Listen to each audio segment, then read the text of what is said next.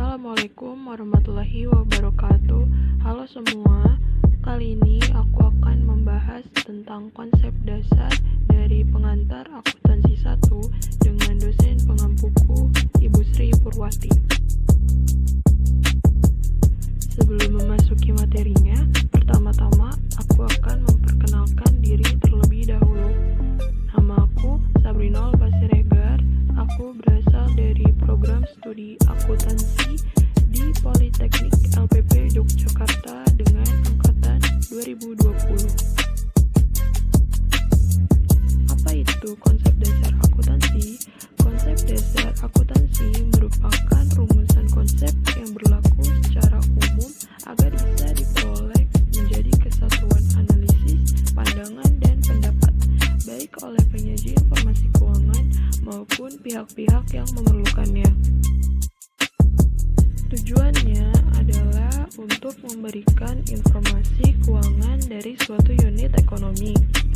Kemudian fungsinya yang pertama menganalisis dan mencatat transaksi, yang kedua meringkas catatan-catatan yang ada di dalam transaksi. Nah, adapun fungsi utama dari akuntansi yaitu sebagai informasi keuangan pada suatu organisasi. Dari laporan akuntansi tersebut, kita bisa melihat posisi keuangan di suatu organisasi beserta perubahan yang terjadi di dalamnya. Selanjutnya, terdapat jenis-jenis akuntansi. Yang pertama, akuntansi keuangan atau financial accounting. Bidang ini berkaitan dengan akuntansi untuk suatu unit ekonomi secara keseluruhan. Bidang ini berhubungan dengan pelaporan keuangan untuk pihak-pihak di luar perusahaan. Laporan yang dihasilkan bersifat serbaguna atau general purpose. Yang kedua ialah auditing. Bidang ini berhubungan dengan audit secara bebas terhadap laporan yang dihasilkan oleh akuntansi keuangan. Selain bertujuan agar informasi akuntansi yang disajikan dapat lebih dipercaya, auditing ini juga memiliki tujuan lain, seperti memastikan ketaatan terhadap kebijakan, prosedur atau peraturan, serta menilai efisiensi dan efektivitas suatu kegiatan. Kemudian yang ketiga ada akuntansi manajemen atau manajemen accounting. Kegunaan dari akuntansi manajemen adalah mengendalikan kegiatan perusahaan, memonitor arus kas, dan menilai alternatif dalam pengambilan keputusan. Kegunaan akuntansi manajemen dalam pengambilan keputusan dapat dilihat misalnya dalam hal yang diperlukan. Akuntansi manajemen tidak membatasi diri pada data historis saja. Ada kalanya digunakan data yang baru terjadi dan bahkan data taksiran di masa depan. Selanjutnya, yang keempat ada akuntansi biaya atau cost accounting. Bidang ini berhubungan dengan biaya produksi suatu barang, tetapi perhatian yang makin meningkat mulai diberikan atas biaya distribusi. Bahkan akuntansi biaya telah mengarah pada penetapan biaya berdasarkan aktivitas.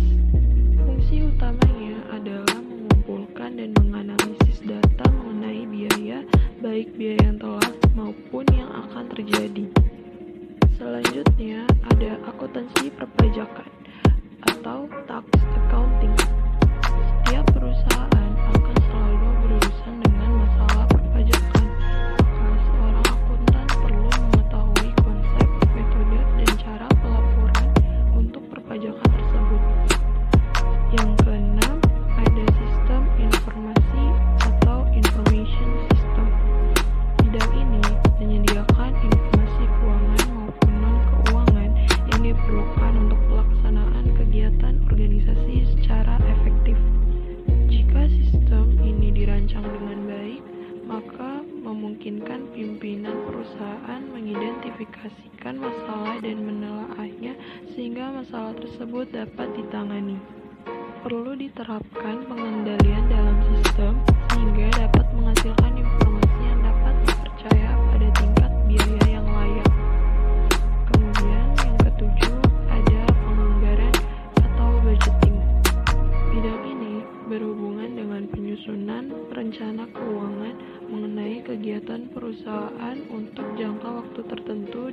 datang, serta analisis dan pengontrolannya. Bidang ini berisikan rencana kegiatan-kegiatan yang akan dilaksanakan di masa datang serta nilai uang yang terlibat di dalamnya. Apabila rencana ini dibandingkan dengan realisasinya, maka ia dapat merupakan alat kontrol di dalam perusahaan. Yang terakhir adalah akuntansi pemerintahan atau government accounting.